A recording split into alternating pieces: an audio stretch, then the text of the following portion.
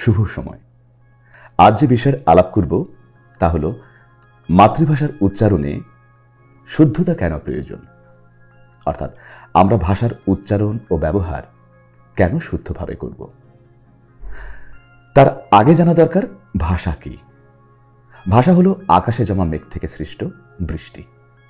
সহজভাবে বললে ভাষা মানুষের আবেগ, অনুভূতি ও চাহিদা প্রকাশের মাধ্যম।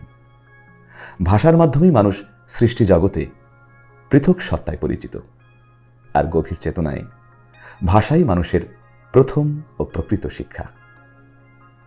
বিশ্বভাষার অন্যতম প্রধান গবেষণা প্রতিষ্ঠান এনথোলগের গবেষণায় বর্তমানে পৃথিবীতে প্রায় ৭,০০০-এরও বেশি ভাষা চালু রয়েছে।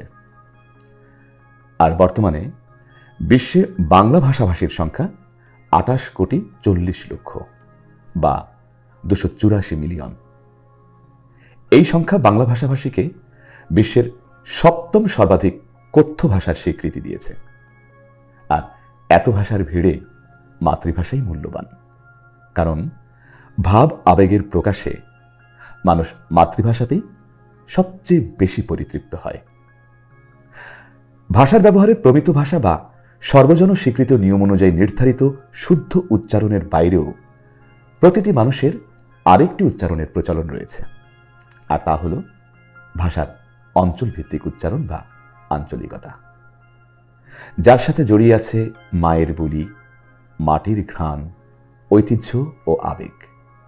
কিন্তু জাতীয়করণে ভাষার প্রমিত উচ্চারণ ও ব্যবহারকে স্বীকৃতি দেওয়া হয়েছে, অর্থাৎ শিক্ষায়, দাপ্তরিক কাজে, সংবাদ পরিবেশনে, বক্তৃতায়, আলোচনায় প্রমিত বা শুদ্ধ উচ্চারণই অনুসরণযোগ্য।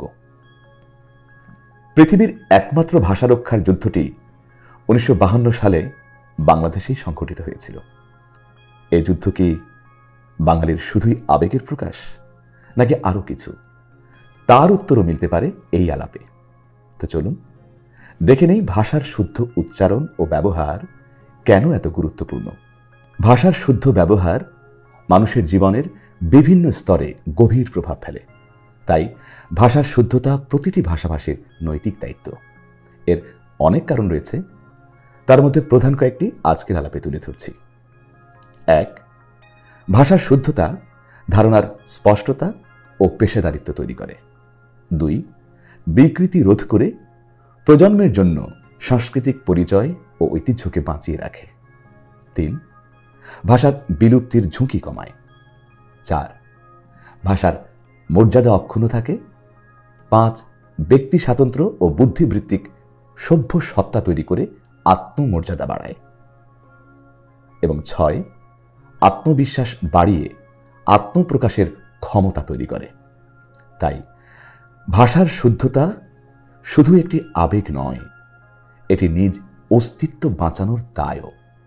কারণ ভাষা হারালে মানুষের সব আয়োজনই ব্যর্থ হয়ে যায়। আজ এ পর্যন্তই। আল্লাহ হাফেজ।